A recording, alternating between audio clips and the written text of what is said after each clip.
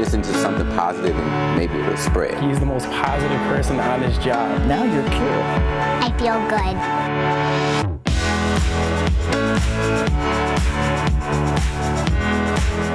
Good morning and welcome to Positively Milwaukee. After more than 36 years with the Racine Police Department, Chief Art Howell has retired his badge.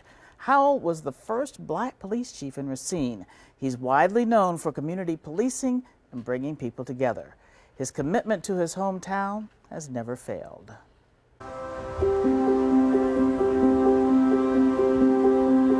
This drive-by parade for a man many call a local treasure, saluting the retirement of Racine Police Chief Art Howell. Howell got hundreds of well wishes the day of his retirement. Hey, Chief, I hope you have a happy retirement. Here are just a few. From Mayor Corey Mason, the chief treats everyone with dignity. He gets things done by building partnerships, and he's earned the trust of the community. From Racine County Executive Jonathan Delagrave, Chief Howell will undoubtedly go down as one of the finest community leaders Racine County has ever seen. From Racine native and former NBA legend Karan Butler, thank you for being an example we all needed. Seeing is believing. We're so polarized today, and you've been able to be a leader that works with bipartisanship. Any secrets to that? So actually there is one secret, and it's just don't choose sides. We have people of different political persuasions throughout the community, and I never try to choose sides because there's this common denominator that we all want. We all want a safe community, we all want a crime-free community, we all want a higher quality of life. Chief Howell treated his job as more than law and order. It was about reaching out to people. My success here is 100% connected to community relationships. Like his strong support of the Cops and Kids reading program featured in Positively Milwaukee. So when you connect with people and you listen to what they need, I understand what I need to do from a law enforcement perspective, but then there's other elements that contribute to the quality of life in a neighborhood. And so the community connections are literally what makes our department successful. Going out into the community, that's where you figure out what your purpose is. And if you listen to people, they'll tell you what they need. And we all know that we want to diminish crime and reduce crime. But there's other issues, quality of life issues, that determine how a neighborhood will function and how it will flourish or not flourish. Ironically, Arthel Howell's nickname was Chief long before he became one. So even before you became chief, when you were just a young man, people were calling you Chief. Yeah, I got used to it early on, and it's a nickname, and I have a funny story. My wife called me Chief in public once, and after I became chief, and the person that was nearby said, "Oh, that's neat. You know, she refers to him as Chief." I said, No, that's not like the police chief. That's just my nickname." Howell is the son of sharecroppers born in Mississippi. He's one of 6 children, and he's thankful for the values his parents taught him. I asked him, what would he say to his father today? I would first thank him for just the structure, discipline, leaving a safe space where he was to come for a better place for his children. I had yet to be born when they came up here, but you know, I'm the manifestation of why they came. Men from the South weren't very emotional, right? And so, but he told me that he was very proud of me and that he loved me, and this is something that you don't always hear. Sometimes people will show you that they love you, but they don't always say it. And he was one of the type of people that didn't always say it, but he said it when I was appointed as sergeant. His mother still lives in Racine. They text a lot. She just keeps me grounded because, like, at her house, I'm not the chief. I'm just like the little chief. That has nothing to do with politics or, so she keeps me humble on a regular basis by letting me know where I came from, and so it's hard to get the big head around her. It's not possible. Chief Howell knows he's the sum of past sacrifices from his parents' generation. My struggle coming through the department for 36 years, and it's nothing to be compared with the struggle of 40s, 50s, 60s as a person of color. And so he was able to persevere through that and do so and still maintain a positive attitude. And that's how we learn, you know, how to be successful. Howell tells me he kept his composure during his send-off, but one moment was tough when the family of John Hetland showed up. Officer Hetland was killed in 2019 during an armed robbery. Yeah, I got a little emotional. When we had a farewell motorcade, the Hetland family came by, and I was in pretty good shape until they drove by. because it reminded me of the sacrifice that officers make. Up until that time, June 17th, 2019, we hadn't lost an officer in the line of duty here since 1974. So I was 12 years old. We had never experienced that. We all knew John, and John was, you're not gonna find people who were enemies of John. To process that was very difficult. But the chief is proud of how Racine rallied around the department. Howell says we must stress our commonalities. So we just have to find a way to bridge this gap between those two spaces, because we all share like the same community. And in our community, you know, you can have a $500,000 house and a few blocks away, a $50,000 house. So we have to share this space. We have to figure out a way that we can do so in a non-confrontational way. Chief Howell leaves the department with pride and respect for the men and women who wear the badge. It's a noble profession, even when we have some of the backlash. And when he's gone, Howell wants people to think of him not only as an officer, but a man who cherished his hometown. I would just hope people would remember that he actually cared about the community, about the officers that worked with him, about his family, and it was more than just a job. It was more of a calling. It certainly was. Now, Howell is planning to volunteer to help finish a $2 million community center. It was started by Pastor Jetty Lee Cornett, who passed away before it was finished. Chief Howell promised to complete his vision, so he plans to stay very busy. Now, Chief Howell may be on his way out of office, but a much younger man is just getting started. Ryan Sorensen, just 27 years old, was elected as Sheboygan's new mayor. Reporter James Groh tells us why Sorensen thinks his young age is a benefit. Walking down the street, this is what Ryan Sorensen has been hearing all day Wednesday. Thanks so much. I appreciate it. Good job. So what did this 27-year-old do to receive so much praise from the people of Sheboygan? Hey, my name is Ryan Sorensen. I'm 27, and I'm going to be the youngest elected mayor in Sheboygan. What's kind of the next step? How can I do the most good in my hometown? So I had a lot of people encourage me to run for mayor and jumped in the race, and here we are today. I think we're ready to have that new leadership. And in my age, I think this is a benefit. It's an asset. I have the experience, but I also have that energy and optimism. He grew up in Sheboygan, went to UW-Milwaukee and studied political science, served on the Sheboygan City Council for 4 years, and now is one of Wisconsin's youngest ever mayors after beating two-term former mayor Mike Vandersteen. But behind all the politics, who is this 27-year-old? I used to be able to ride a unicycle early on. I played the saxophone. I'm a huge Star Wars nerd. My favorite part of Attack of the Clones Episode 2 was the politics behind it all. But I can say that because obviously, you know, I'm a political nerd, and I can connect and empathize with what goes on in the Galactic Senate. One of his favorite things to do as a child in Sheboygan, and even now, is spend a day at the lakefront. Fishing, going boating, learning to water ski, learning to swim.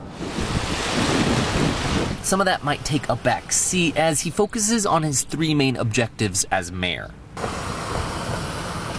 We need to make sure that our roads are repaired. Housing is fundamental to making sure that everyone can thrive and be successful in their life. We also need to support our local businesses during this time. But before he officially takes office and begins his mayoral duties on April 20th, he has about 400 of these signs he needs to remove first.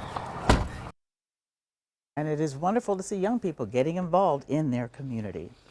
A Wisconsin native is hitting the pool in hopes of taking home the gold. How she's not letting the pandemic ruin her dreams of a swimming championship after the break.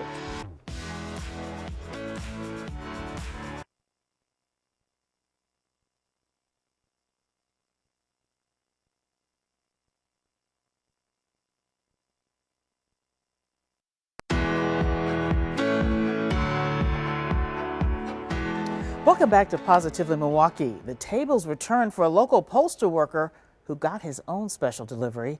Mary Jo Ola brings us the sweet story out of Cedarburg. Tony Salva loves his job as a mail carrier in Cedarburg. You always care about the people that you service every day. You know, that's just who I am. Thursday morning, he showed up to work as usual, ready to head out on his route. But before he could leave, he got a surprise visit from the Ozaukee County Sheriff.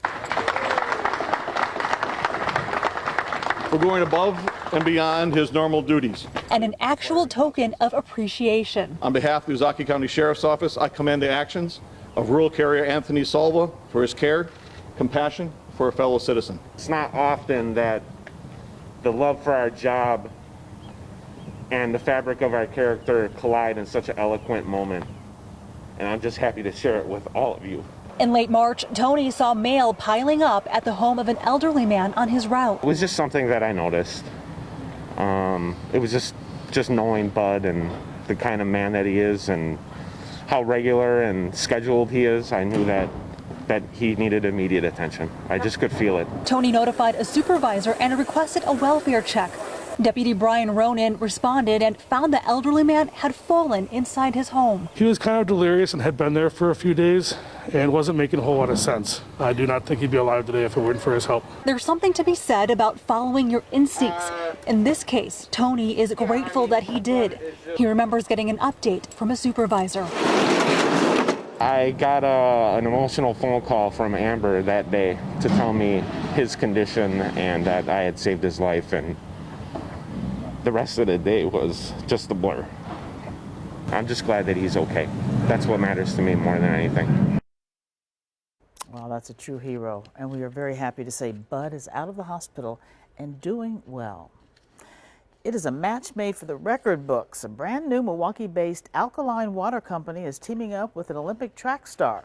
Tony Atkins shares the story of how Be Clear got connected with a gold medal Olympian. To the naked eye, these may look like average water bottles bound for store shelves, but everything from the aluminum to the contents itself has meaning. We wanted to have some sort of significant effect not only on our physical health, but then also our psyche. Mahdi Muhammad, a nurse by trade, is the creator of Be Clear. He says the alkaline water lowers blood sugar and increases hydration. The aluminum can reduces plastic use, litter, and provides a little extra money for those who collect cans. And entertainment for those who recycle. I want this to be a household brand. I wanted to replace some of the long-standing ones that actually that take our money and do very little for our communities or do very little for our health. In just 7 months, Be Clear has shipped out to more than a dozen states, over 20,000 bottles. But the most surprising development in year one has the Milwaukee-based company Olympic bound. For the USA, English Gardner has to be one of the favorites. Be Clear sponsored English Gardner, a 2016 Olympic gold medalist in track and field. As she works her way back to the Tokyo Games this summer, she joined after feeling lost in the shuffle by other brands with major athlete sponsorships. I was really discouraged because I had reached out to major hydration companies like Gatorade and Body Armor and things like that, and I got denied. Discouraged, not defeated. English, with advice from her wife, posted this online. I looked at her and I said, you know what? I want to be sponsored by a Black-owned hydration company. So I'm going to put it on my Instagram and see what happens. Mahdi replied offering the collaboration. Next thing you know, I got a message back from her. It was like, let's do this. Mahdi's company already heading to the world stage, but his greatest hope, he says, is seeing what he started with his family be the link bringing people from all backgrounds together. If by any chance I can have some polar opposites have one thing in common of the water, and it came from Milwaukee, to me that would mean a whole lot. Certainly would. And we want to say good luck to English, but she is not the only one feeling the Olympic dream. A Grafton swimmer will be headed to Omaha in June, and her goal is to make it onto Team USA. Our Delaney Bride talked to her about staying afloat in the middle of a pandemic. Autumn Habig made a name for herself, breaking WIAA records in the pool. Earning a scholarship to Nebraska, she's still in the water and looking forward to her 5th year of eligibility after COVID-19 derailed her junior season. I had qualified for the NCAAs, and it was a week before the meet where they actually got canceled. So then I went back home to Wisconsin, and I didn't have a pool to train in right away, so luckily, my parents have a hot tub in our backyard, so I was back there kicking. Not knowing how long quarantine would indeed last, Autumn spent the start of her senior year taking classes online and swimming wherever she could. We were at Schrader YMCA in Brown Deer, And then we slowly got back into Homestead High School, which is where Oz normally practices in the summer. Near the end of 2020, Autumn and her Nebraska teammates were able to return to training on campus. At that point, we were training every day, at least once a day, but we had very strict protocols. We have an app every morning that we have to fill out with all like checking what symptoms we have, if we've been in contact with anyone. And then we would get tested every other day. But it wouldn't be until 2021 that actual meets took place. At meets, everything was so much like bigger. Everyone was like cheering louder because you only had so many opportunities to swim in races this year. Though it was enough for Autumn to take home a Big Ten championship title in the 200 freestyle. I'm really proud of like even our team, like at Big Tens, that's the highest we've ever scored. So it's just like, it's been a great year of accomplishments for us. Recently competing at nationals, with a 5th year, Autumn will have one more season to add to Nebraska's record books. In between then and now, it's all about the Olympic trials. I'm qualified for Wave 1, which is the first week of Olympic trials. So I'm hoping that in that wave, if you make top 2 in your event, you move on to Wave 2. So I'm hoping definitely to be in one of those top 2 spots to make it to the next wave, and then just like hopefully swim my best out there. I haven't swam long course in such a long time now, so I'm hopefully gonna improve by a good amount. And we are going to be cheering on Autumn as she tries to get to Tokyo. How impressive. Well, coming up after the break, the Milwaukee woman has been honored by the city a dozen of times, and she is still giving. And a new gym is hoping to help kids with special needs during the pandemic.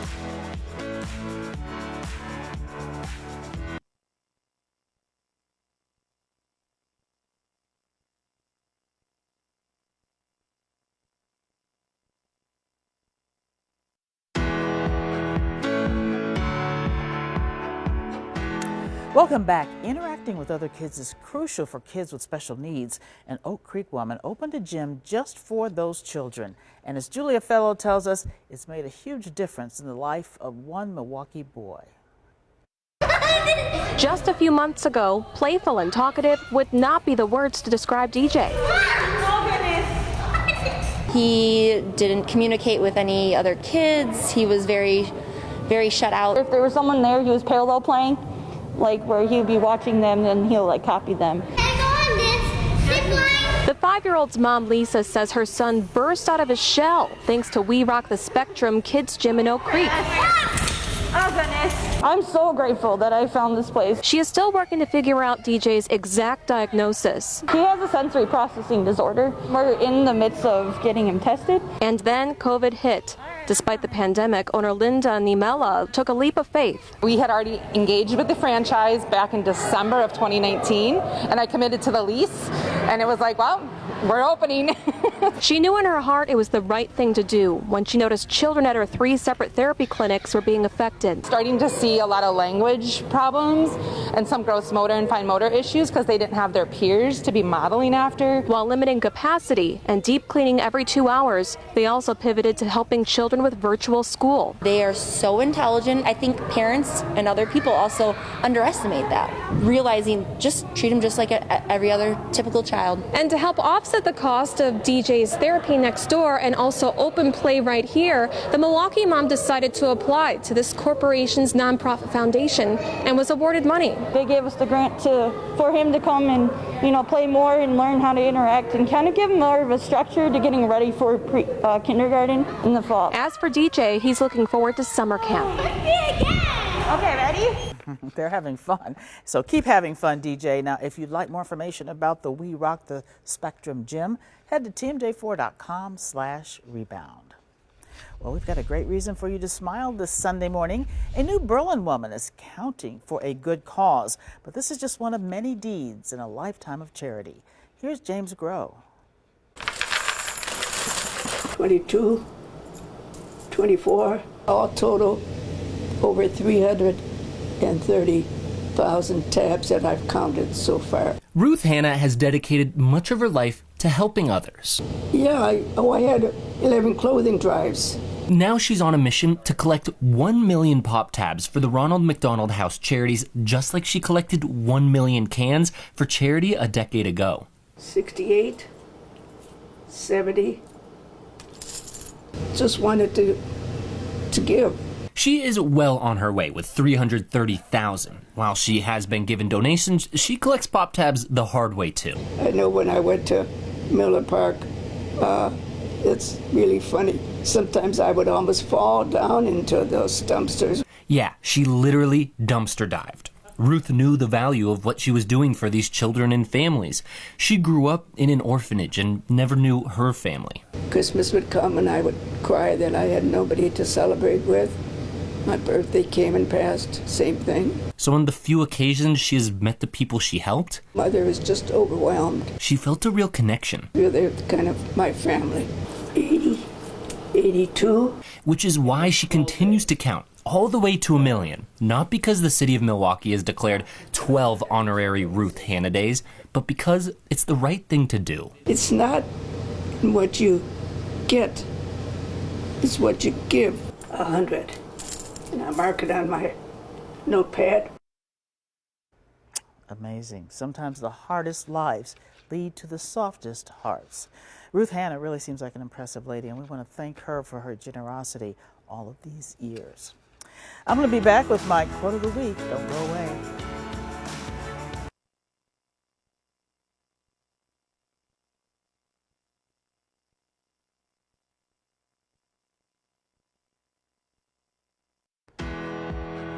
Welcome back. Every week, I love to leave you with an uplifting message to start your Sunday.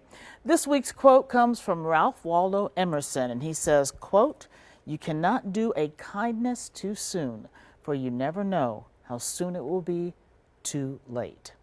And that is a message that we can all use these days during our tough times. We hope you have a great week, and as always, stay positively Milwaukee.